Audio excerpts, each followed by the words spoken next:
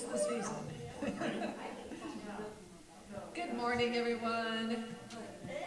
Welcome to the Center for Spiritual Living in the Heart of Las Cruces. I think we're having a party. We're getting started on Christmas early and having a party. Okay. Okay, people. Yep. We can do it. We're going to start with a couple of songs as usual. If you would like to stand, please do. What's the first one? Light in the World. Okay. If not, that's fine too.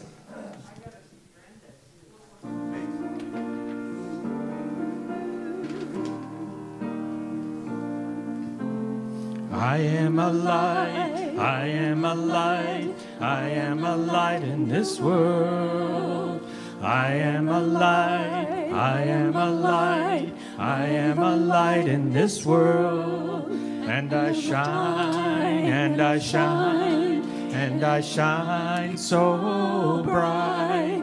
And I shine, and I shine, and I shine so bright. You are a light, you are a light, you are a light in this world.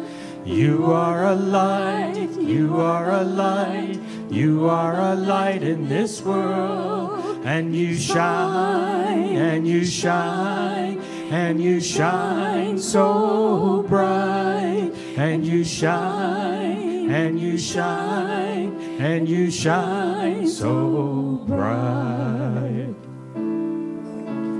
We are a light, we are a light, we are a light in this world. We are a light, we are a light, we are a light in this world. And we shine, and we shine, and we shine so bright. And we shine, and we shine, and we shine so bright.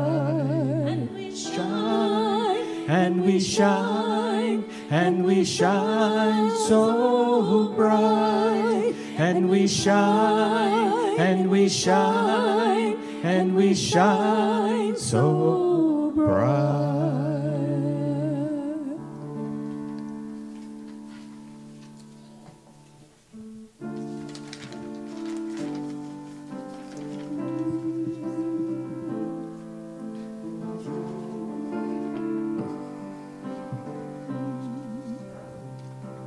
How could anyone ever tell you you were anything less than beautiful? How could anyone ever tell you you were less than whole?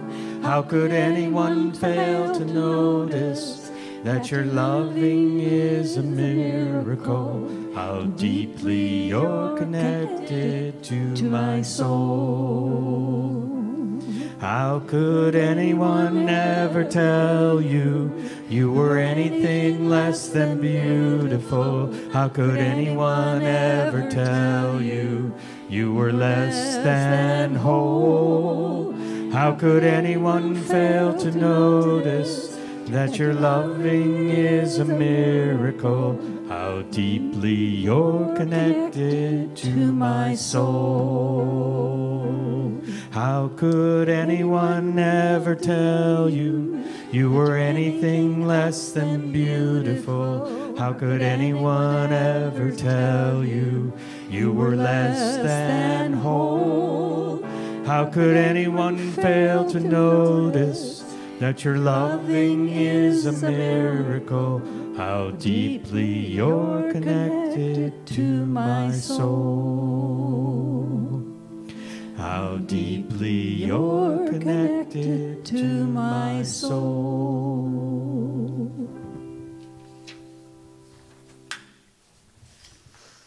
Oh, thank you. That was wonderful. Welcome to the Center for Spiritual Living in the Heart of Las Cruces. I'm Judy Hunt, your practitioner today. Reverend Bonnie will be joining us by Zoom to give the message, so all is well. She's not quite all well, but she's almost there and didn't want to risk any of us, so she's taking care of herself and us by being at home. don't see any visitors. You all look very familiar. Yeah. Yes, you're not a visitor.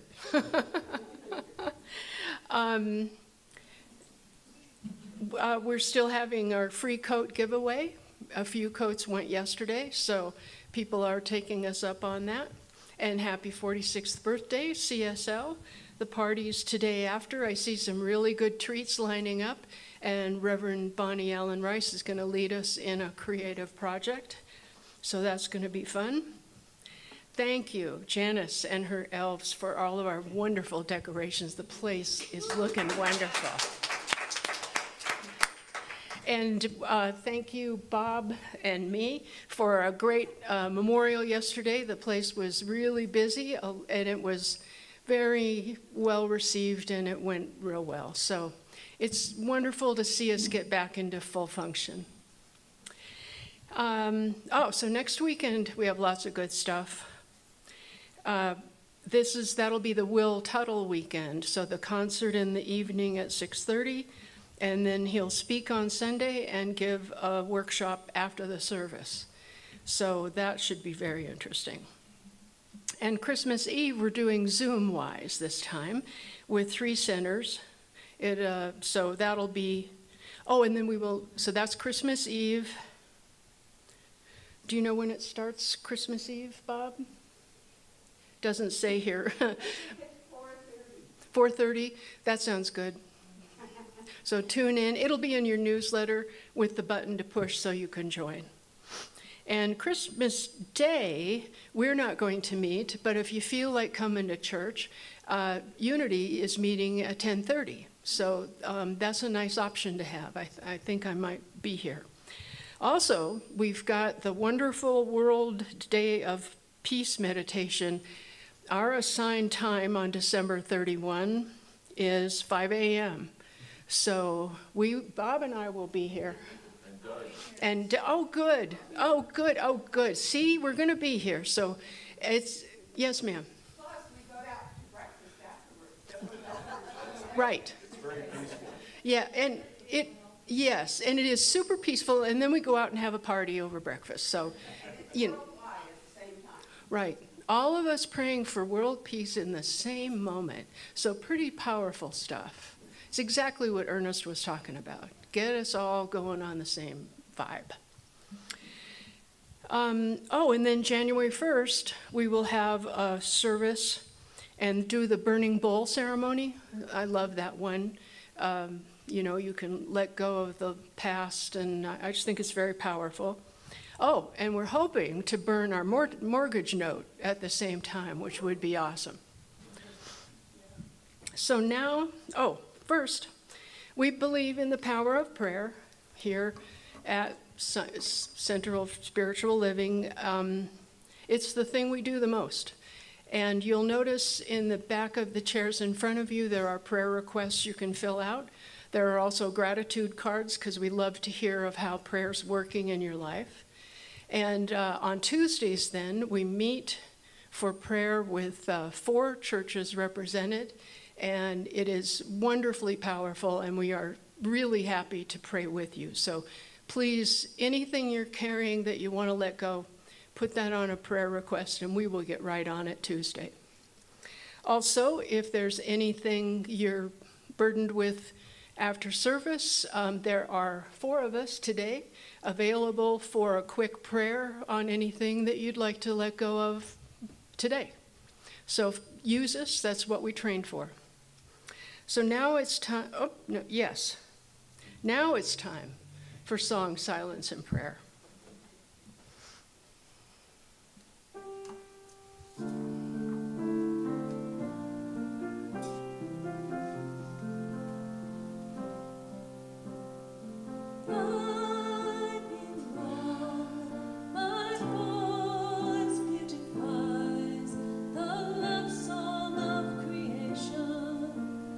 I belong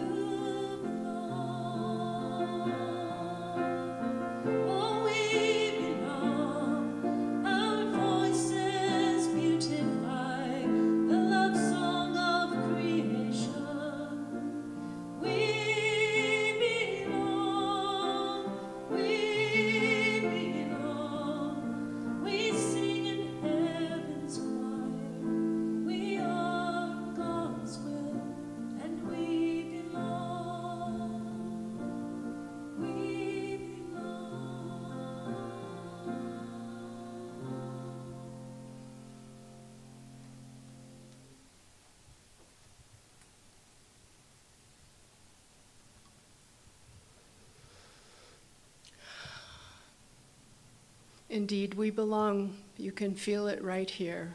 Spirit in the midst of us is mighty.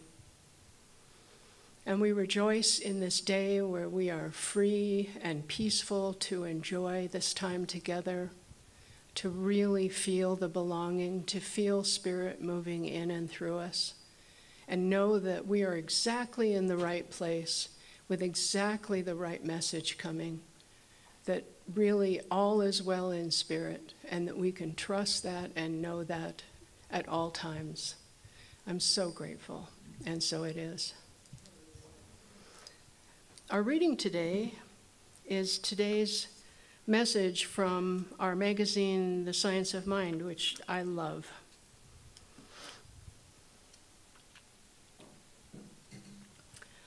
The Beloved Community Unfolds as Us by Jim Lockard, who wrote The Beloved Community. And this is from Ernest. What would happen if we could convert the energy of fear to faith? The energy of doubt and uncertainty into a feeling of belonging to the universe and being safe in it. The spiritual path can be a lonely one.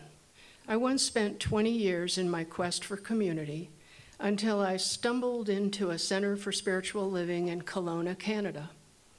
That snowy morning, I awoke determined to visit this community I'd heard about. When the battery died on my car, I found another way to get there. Nothing deterred me. Not knowing a person there, I believed myself to be the outsider, and I acted the part. I didn't talk to anyone, didn't make any eye contact, simply slipped in and just as quickly slipped out.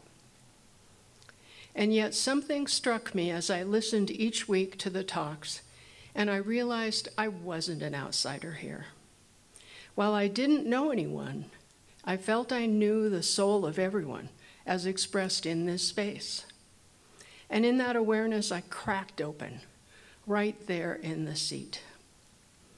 A congregant approached me, gently asking if I was okay. Here it was, right in front of me, simple kindness and speaking heart to heart. In that moment, I knew I was home. My false belief that I could be an outsider dissolved as I felt my sense of separation vanish amid community. And the affirmation today is my heart recognizes the soul of life operating through my day. I belong. We have special music and then Reverend Bonnie. Okay. This is kind of a difficult piece, so it may be extra special. This is called Stand Together. It's by Harold Payne and Faith Rivera.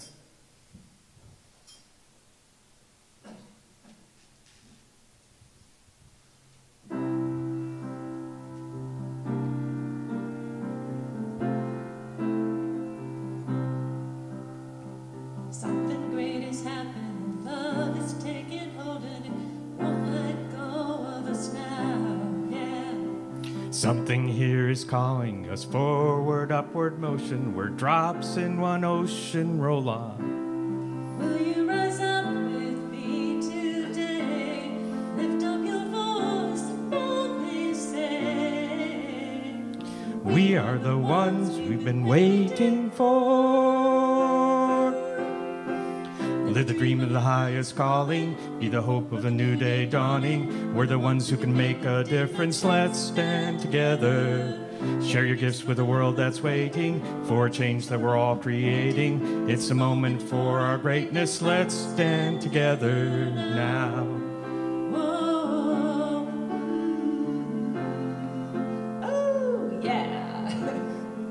every day's a chance you can do something amazing, to feel your passion blazing and shine, yeah. Paint with every vision and dance in new directions. Explode to new heights in your mind. I will rise up with you today, lift up my voice and boldly say, We are the ones we've been waiting for. Live the dream of your highest calling. Be the hope of a new day dawning. We're the ones who can make a difference. Let's stand together now. Let's change. It's a moment for our greatness. Let's stand together now. Let's stand together. Hey, hey, hey. One dream, one voice, one heart, one world. One dream, one voice, one heart, one world. One dream, one voice, one heart, one world. Stand together. Highest calling, be the hope of a new day dawning. We're the ones who can make a difference. Let's stand together. Share your gifts with the world that's waiting for a change we're all creating. It's the moment for our greatness. Let's stand together. One dream, one voice, one heart, one world. One dream, one voice, one heart, one world. One dream, one voice, one heart, one world. Stand together now.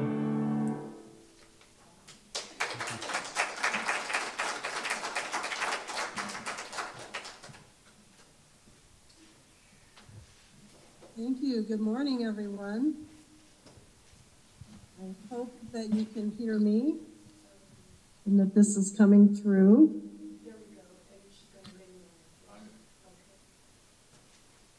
Are we good? Okay, Bob was going to turn the camera so I could see everybody. Good morning. There we go. Hi, everyone. Thanks for being patient with this new format, and I am so grateful to Bob for the technology part and Judy for covering for me yesterday and today, and the amazing work that happens when we are in community, which is what our focus is this month. December is wrapping up a whole year of looking at living everyday wonder and all the different ways that we've done that. And last week, Yvette and Sarah helped us transition from focus on home into belonging. And it's a perfect match, I think, because for most of us, when we feel at home, we feel like we belong, and that's the first place we've experienced that. And then for others, if we didn't experience that at home, we continually seek for a home where we do feel like we belong. So that transition from home to belonging was a perfect transition. And then we're including this month with belonging, community, the larger community, seeing ourselves belonging within community.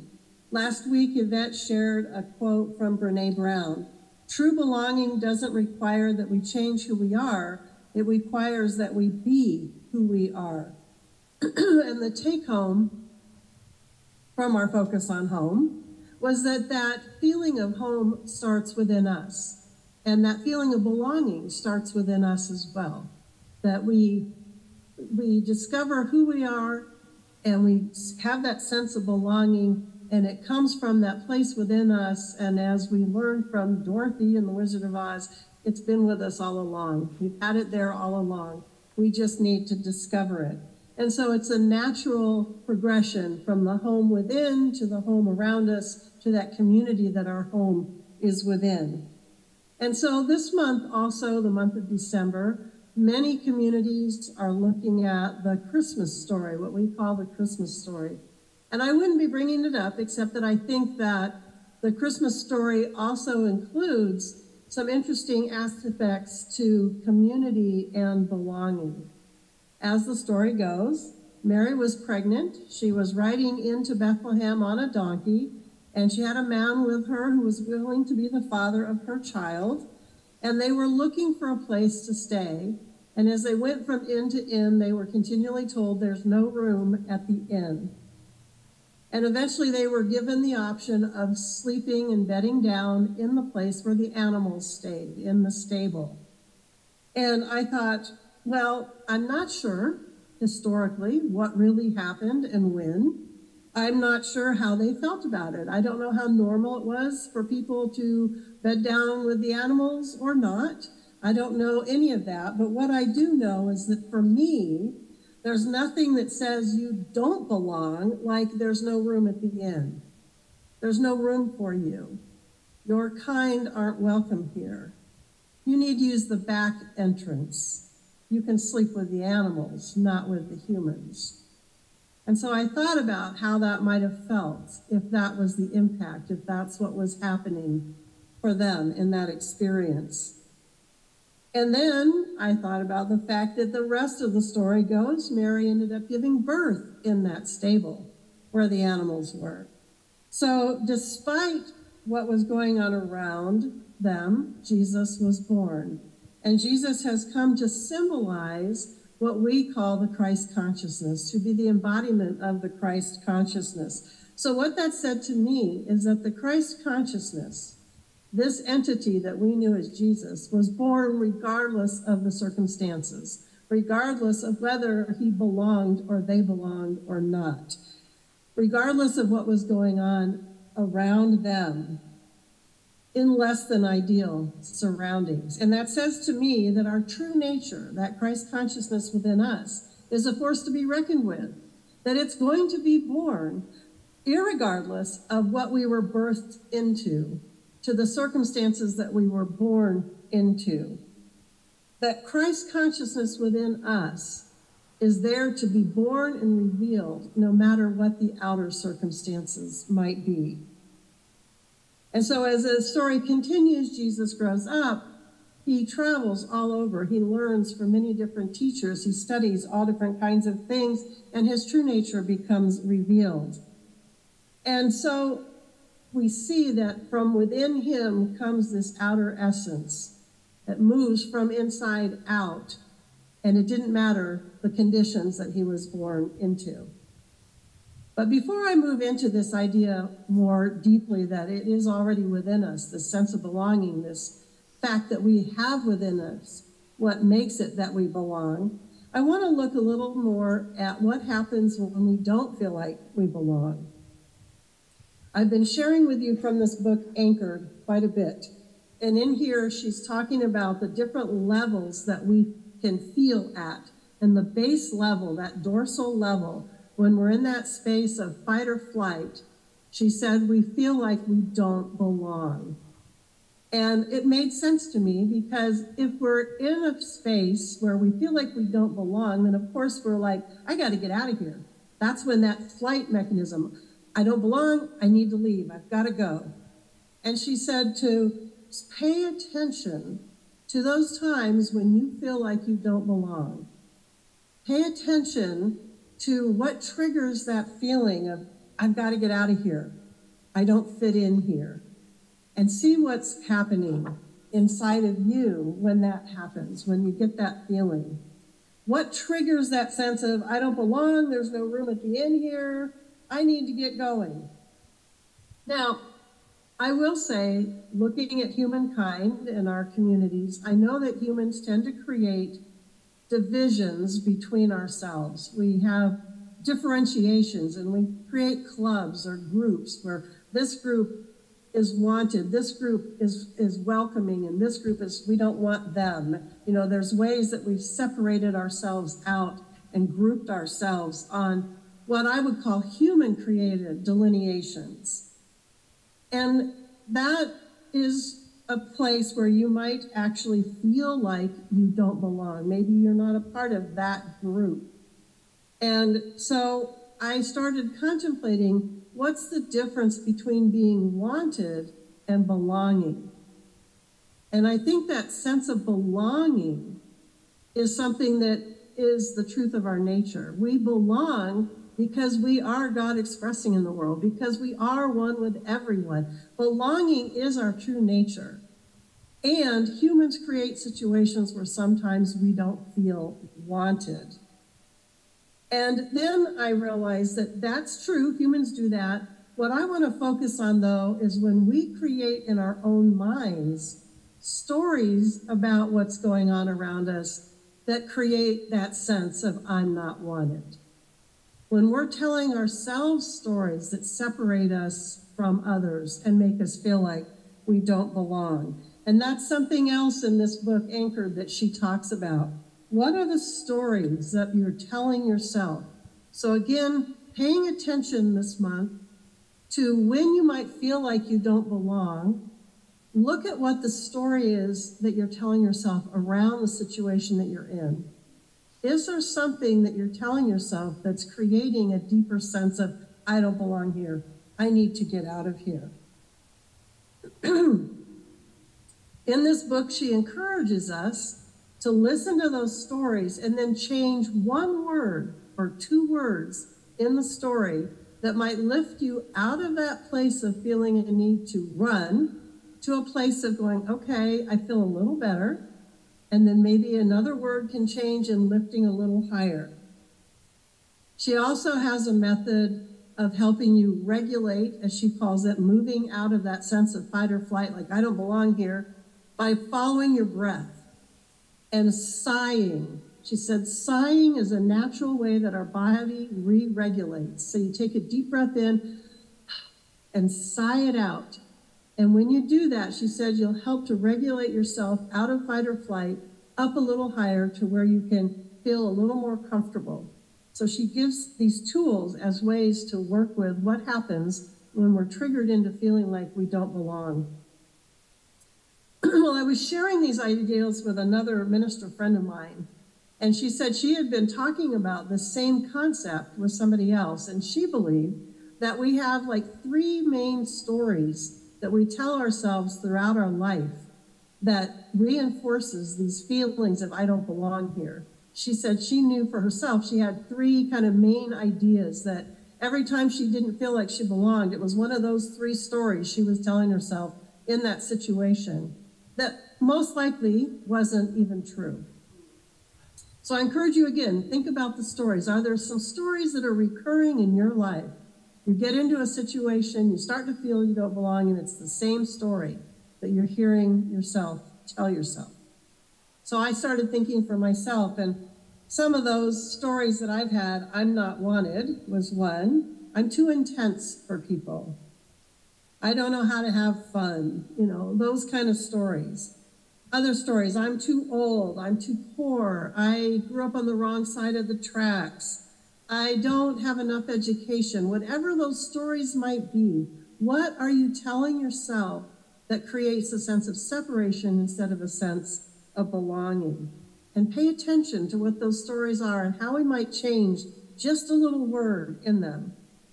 One of the things that we as practitioners are trained to do is to help you discover the hidden beliefs that you have behind the things that keep showing up in your life that you would like to see be different.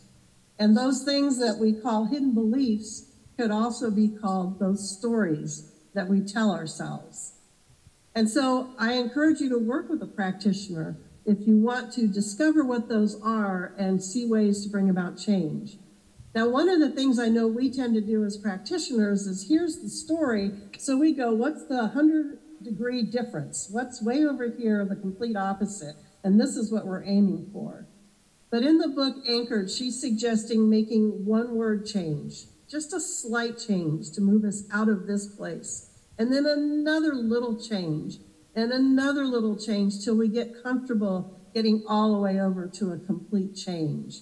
So that is a tool that I'm suggesting that we try here. My thought, I'm not wanted, I thought, how could I change just a word? I'm not always appreciated. Shifts the feeling just a little bit. It's not a complete I'm wanted, but it's moving me out of I'm not wanted, I need to get out of here, I don't belong, to a different place. In Anchored, she gives an example of how you practice moving and shifting what you're thinking just by increments, and you can see how it feels different. And she says practice with things that aren't super triggering to start off with. So the example she gives is that she spilled her coffee in the morning.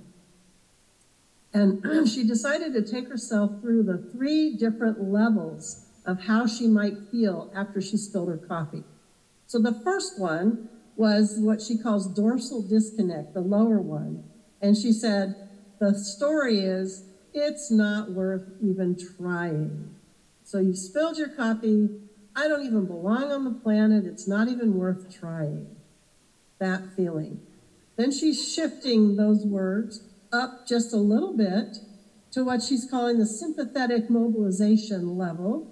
She said, okay, I can tell myself, if I only tried harder, worked harder, and paid more attention, I might not be so incompetent.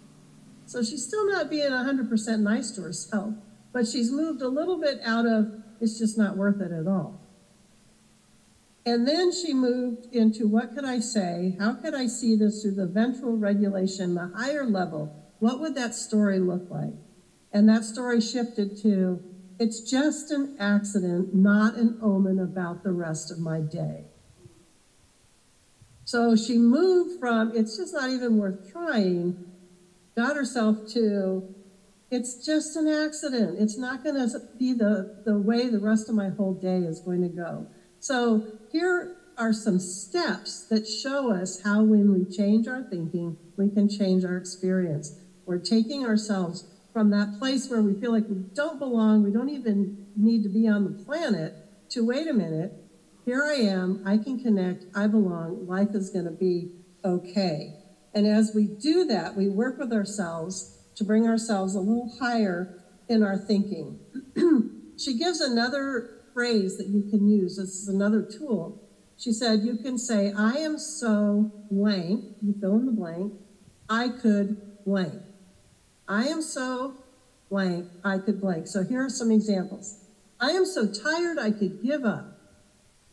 That's the lower level. Shifting that to, I am so tired I could rest for a bit. See how that feels different? And the next one, I am so angry I could scream. She changed to, I am so angry I could take a break and come back in a while. So just shifting the end of that sentence a little bit helps shift us out of that place where we feel like just giving up, totally disconnected, not even like we belong on the planet. So I am grateful to discover tools like this that help me see how I can work with my thinking to bring about a different experience. So I want to share with you, 10 years ago, I came to the Center for Spiritual Living in the heart of Las Cruces as their interim minister. And Home Office let me know right up front that I was not everyone's first choice to be a minister at the center. They let me know that the board still wanted the option of looking for someone else, and they were willing to have me be here interim, just a short time, part-time. And so, okay, I was willing to take that on. And I have to admit, part of me went into, do I belong? Oh my goodness, what do I need to do to fit in? How do I belong? And started having all of those kind of thoughts that go on when you know you're not necessarily wanted by everyone in a community. And then I had to shift my thinking. I had to look at what was my goal and what was the goal of what was happening at the center.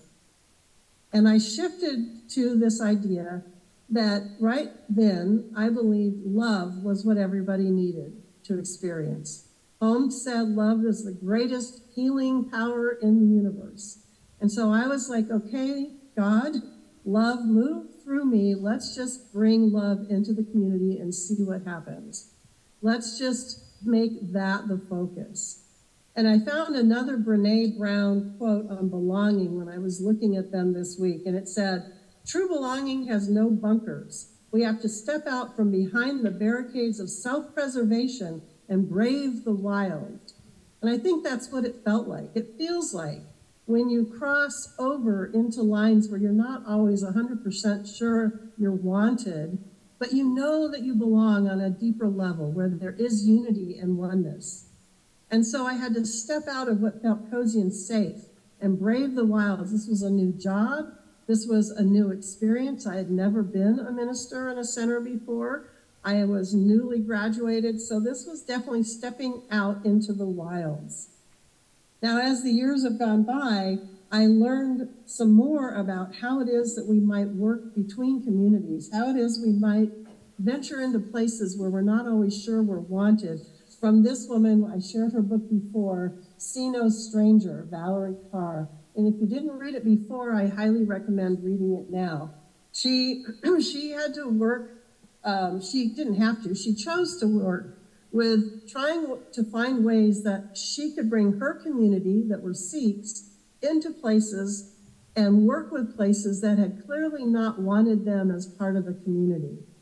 And how it is that one might bridge those gaps between feeling wanted and not wanted, how to make themselves available to opening bridges between such communities. And the first thing she says we have to do is self-love, tend to ourselves. Again, going within, making sure that that's complete, solid in there. And then she said she would ask myself, what is my role in this moment? And she said, I remember that I have only to shine my light in my corner of the sky. And she also talks about how important it is to constantly wonder about the other people, what she referred to as the opposition, people that are in that other club that doesn't necessarily want you as part of their club. She would wonder about them. She would stay curious about them. And she said when she couldn't feel curious, she would go back within and do that inner work to where she could finally move into being curious about them again, being able to wonder about them again.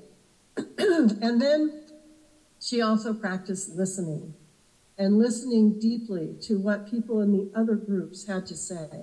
She said, listening does not grant the other side legitimacy, it grants them humanity and preserves my own. And that was the key. She wanted to preserve her own humanity and their humanity, recognizing again the unity that we are all one. And she talks about love and the importance of love and what she calls radical love. She said, but the aspiration to love other people who are considered our opponents is really revolutionary. It opens up space for us to let other people love those opponents when we cannot. Revolutionary love is not about making martyrs of ourselves, but rather partaking in the labor that we are ready for at any moment. Tending wounds is a practice of a community, not the sacrifice of an individual.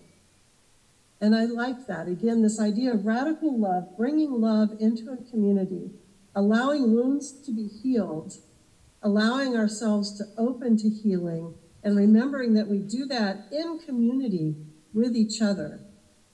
So getting back to when I first arrived at the center, my goal was not just to figure out how I could belong, but my goal was to see how we could become a community where other people who walked through the doors felt like they belonged, where each and every one of you felt like you belonged. Now, when I was a kid, my dad read to me a lot, and he loved to read Dr. Seuss. So we read a lot of Dr. Seuss stories over and over. And one of the stories that absolutely fascinated me the most was Sneetches on the Beaches.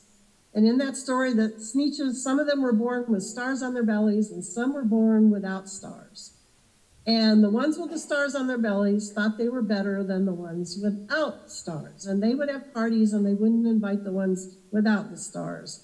And then this chappie shows up, and he has a machine. And the machine puts stars on the bellies of the ones that didn't have stars. Well, then the ones that did have stars are like, whoa, wait a minute, we can't have that. Now we can't tell ourselves apart. So the chappie goes, hey, come over here, I'll take your stars off. So they start going from machine to machine to machine to machine as the story goes. And by the end, nobody can remember who were the first group that had stars and which was the first group that didn't. And what they figure out is that they're all Sneetches, whether they have stars on their bellies or not. And as a kid, I was just fascinated by looking at those drawings and those pictures and thinking about how it is that humans create these differentiations that are about as silly as whether we have stars on our bellies or not, to create in-groups and out-groups. And I wanted to figure out, how can we bridge that gap? How can we create those machines that mix people up so much that they realize their unity and they stop worrying about who had stars and who didn't to begin with? And I think again about Ernest Holmes, and love is the grandest healing power in the universe.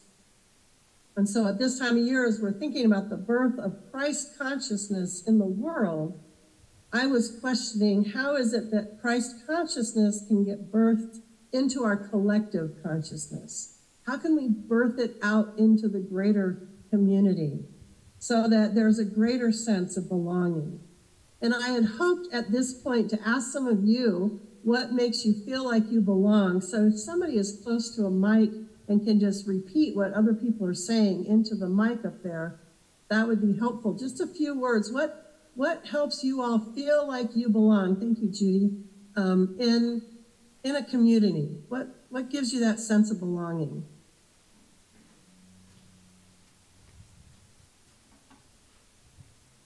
Feel free. What is she asking? I'm not clear. Say it again, Bonnie, what you're asking. What makes you feel like you belong when you walk into a community, into a group of people? What makes you feel welcome or like you belong? I heard acceptance. Acceptance? Teresa, did you?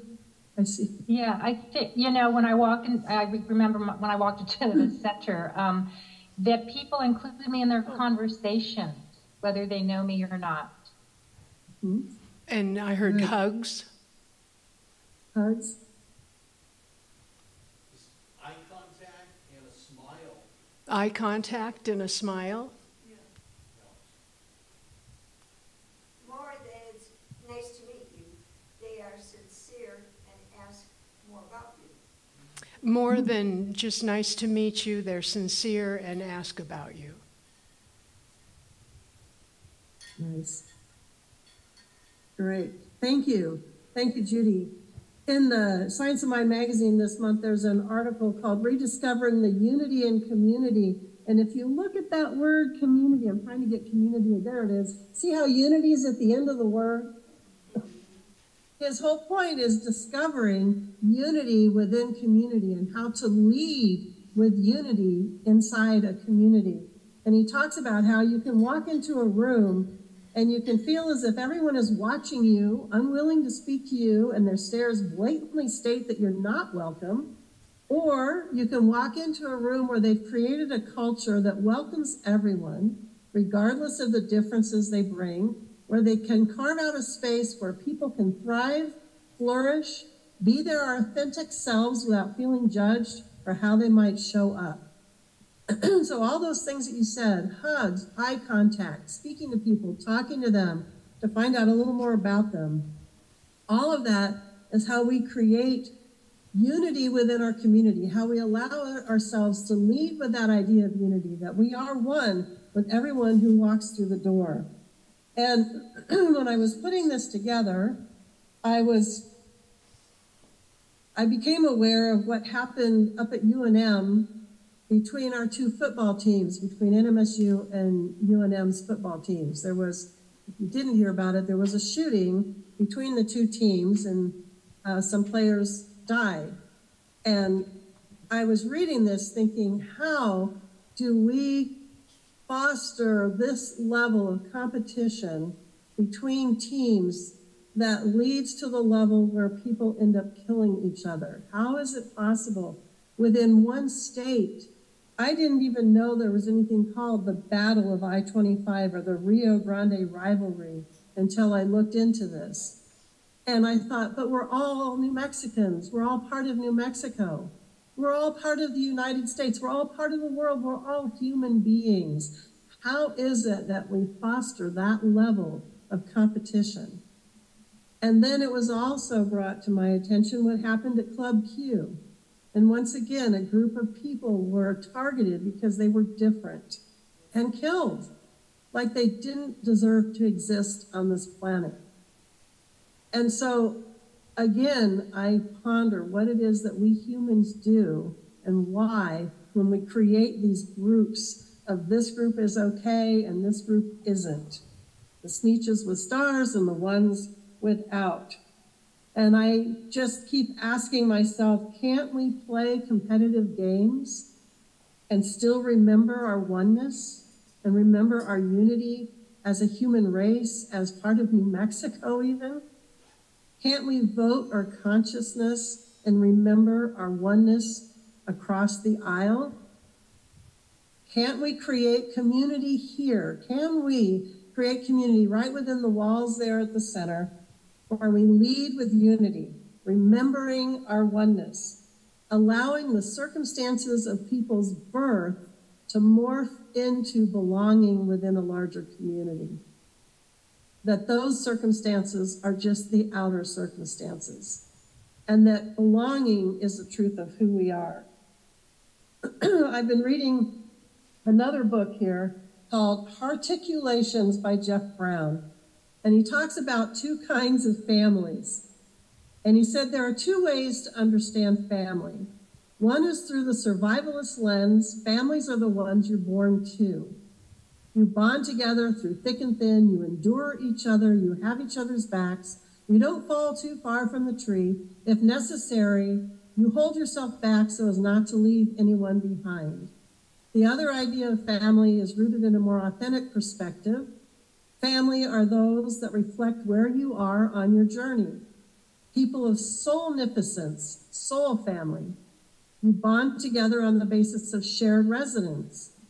You uplift each other. You support each other in becoming all that you are meant to become. You have no agenda for each other beyond celebrating one another's uniquely unfolding sacred purpose. Two different ideas of family, two different worlds of possibility. Love, not blood, survive or thrive, cling together for dear life, or invite each other to truly live. Now, I believe that you can have both. You can have that within your family, because I have that with my brother, and I'm so grateful that we want to see each other thrive and uplift each other in that spiritual way. What spoke to me was what was true for the spiritual family, and that's what I see us within the walls of the center being, a place where people come to have reflected back to them the truth of who they are, where they can thrive and reach their top and most essential purpose, their way of being in the world. So as I'm thinking through all this, I started thinking, and I thought, well, some of you might be thinking this too. So which is it? It sounds like I'm saying two different things here. First of all, I start off saying home and belonging is an inside job. It's something that we have to figure out for ourselves and find within ourselves. It's something that we can shift how we feel by shifting the stories that we're telling ourselves. And all of that is that inner work that we can do to create a deeper sense of belonging. And then I'm saying, on the other hand, that there's a way that as a community, we can create a space that makes people feel welcome or like they belong. And that's more of an outside job. So which is it? Do we do it on the inside all for ourselves, or can people do something to make us feel more like we belong? And I think we've reached one of those both and situations again that I often find myself working toward. And that is that we start within, because if we don't feel like we belong anywhere, no one's going to be able to make us feel like we belong, no matter what they do. And then I started thinking about, well, what happens when I do feel like I belong? And I got this silly idea. Do you ever invite someone into your neighbor's house or a stranger's house? You say, hey, come with me. We're going to go into so-and-so's house. I don't even know these people, but let's just go on in. Do we ever do that? We don't do that. We only invite people into our home because that's where we belong. We invite people where we feel comfortable. And so I started thinking again, if we have a spiritual home, we need to first be able to feel that comfort within ourselves. When we feel like we belong, when we're comfortable with who we are, then we can feel like we can open up and invite in our friends, welcome them home, bring them home for dinner or for the Sunday morning celebration. And so it is both and. It's that work that we do inside ourselves, and then we can open that up and bring in and create spaces where we're comfortable birthing that sense of belonging from us out into the greater world and inviting people into that experience. We can create spaces where people can come in and discover that truth of themselves, where they can discover how it is that they do belong. But we can't force them to feel like they belong. We can only consciously help midwife the birth of their greater sense of belonging from their inside out. And that's what I would like to see us as a community do as we create spaces for people to come and discover that about themselves. So 46 years ago, the idea of a center, at that time, the First Church of Religious Science, was birthed into the community of Las Cruces. And they spent their first 10 years meeting at the Women's Park, putting up church on Sunday and taking it down. And then 36 years ago, they bought this building. And now we are very close to celebrating having this building completely paid off and ours. And this is a building that houses a thriving community. And not just the one we're familiar with on Sunday, but the community of NA and AA and the Singing Out community. It houses a lot of different aspects of our larger Las Cruces community. And so today, on our birthday week, it's the 6th actually, this is a day to remember the truth of who we are as a part of this larger community. A place where we invite people in, a place where you all belong, and a place where we can encourage others to discover how it is they belong. 10 years ago, I came on the scene following in the footsteps of at least 5 other amazing ministers who served there at the center. But the center isn't all about just ministers and practitioners. The center is about every person who walks through the door. We are a community together that seeks to create that space where everyone feels like they belong when they walk through the door, and that hopefully they have a similar experience to the woman that shared in the reading, to Reverend Karen Wilson in the reading this morning, who said, "My false belief that I could be an outsider dissolved as I felt my sense of separation vanish amid community," when she walked into a CSL in Canada. That's what I'm hoping everyone feels when they walk into our center. Because I'm hoping that each one of you does that inner work to discover where your home is, where it is that you truly belong, one with Spirit, one with God, and then where you can allow that to reach out into the community and invite people home. I'm hoping that this month we can consider how we move from birth into circumstance into belonging into community, how we make that transition and that shift. And so I just want to say, happy birthday, CSL. You belong and we belong. And so it is. I am so sorry I'm not there with you. I wish I was to celebrate today. I'm going to ask the practitioners, though. I see several blue stoles to surround the room, and we'll go ahead and say a prayer. Thank you for listening over Zoom. And all of you on Zoom, it's good to see you.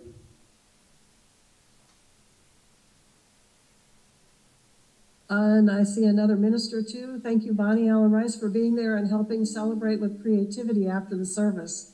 Again, I wish I could join you, but I'll be there in spirit. All right, so let's just go within.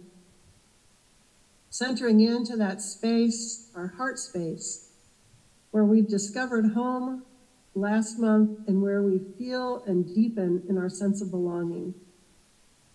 Knowing that it is that unity with Spirit, the God moving in and through us, each and every one of us, through all members of community, all aspects of community, that connects us and assures us that we belong no matter what.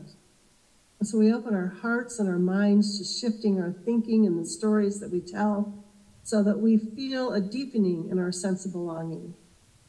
And I know that as we each deepen in our sense of belonging, we open our hearts and our minds to welcoming in the stranger, the opponent, those that we might never have thought we could belong with, We open our hearts to let people in, to listen, to connect, and to see no stranger.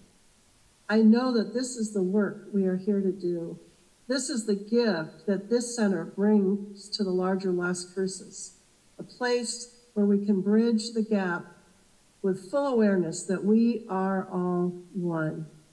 I am grateful for this, for the space. I'm grateful for the building, for the technology that brings me into the building this morning. I uplift all who are in need of greater health right now. I know that that health is being revealed just like that sense of belonging is being revealed. And so in deep gratitude, I just release these words and bless everyone as they continue their day there at the center. And so it is. Thank you, practitioners. I'm going to turn it back over to those of you in the room.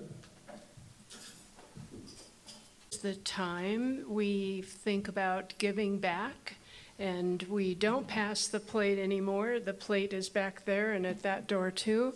So leave the money, the tithes, whatever you want to call it, and 10% of everything that we receive goes this month to the Las Cruces Gospel Rescue Mission. The Rescue Mission is a nonprofit that provides for basic needs, food, shelter, clothing, and emotional and spiritual support during times of unexpected emergencies. All services are free to the recipients.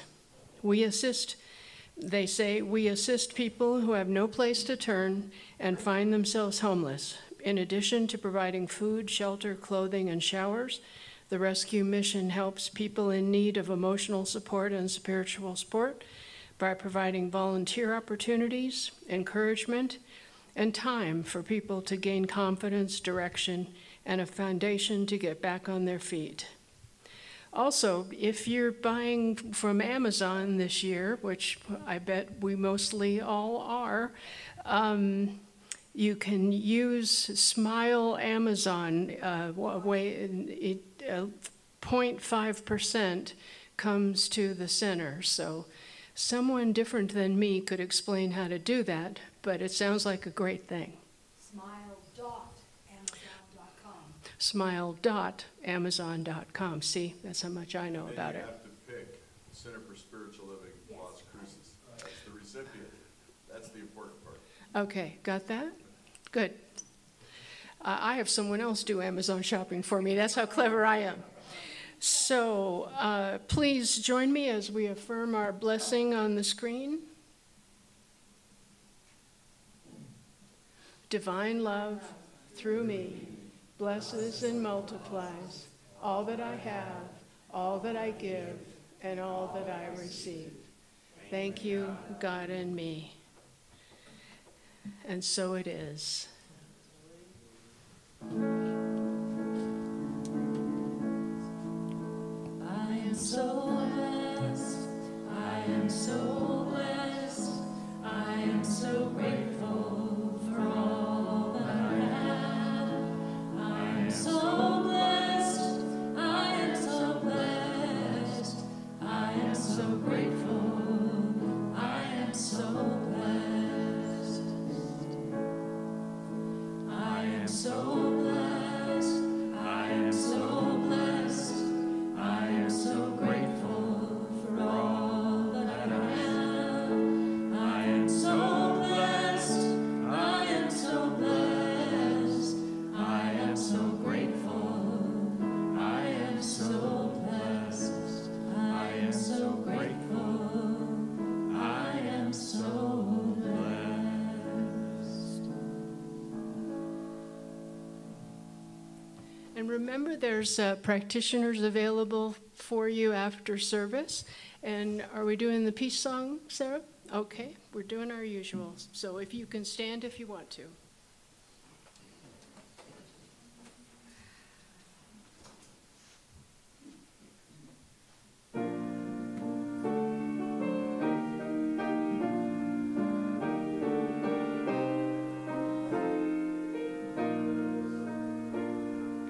Let there be peace on earth, and let it begin with me.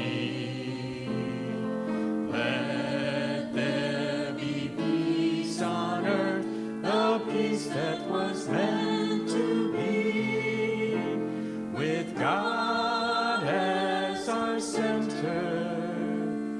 Family all are we. Let us walk with each other in perfect harmony.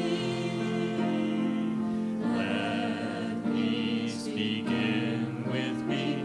Let this be the moment now. With every step I take, let this be my solemn vow, to take each moment and live each moment in peace eternally. Let there be peace on earth, and let it begin with me.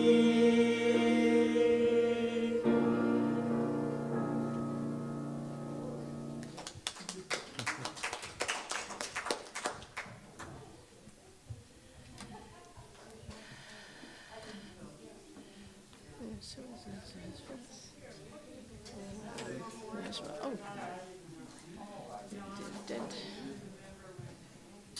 Thank you so much, Reverend Bonnie. Another book for me to buy. Which one? I wrote it down. Anchored. Good to Yes, see you it's all. Yay. Thanks, everyone. Have a good week. Thank you. Blessings for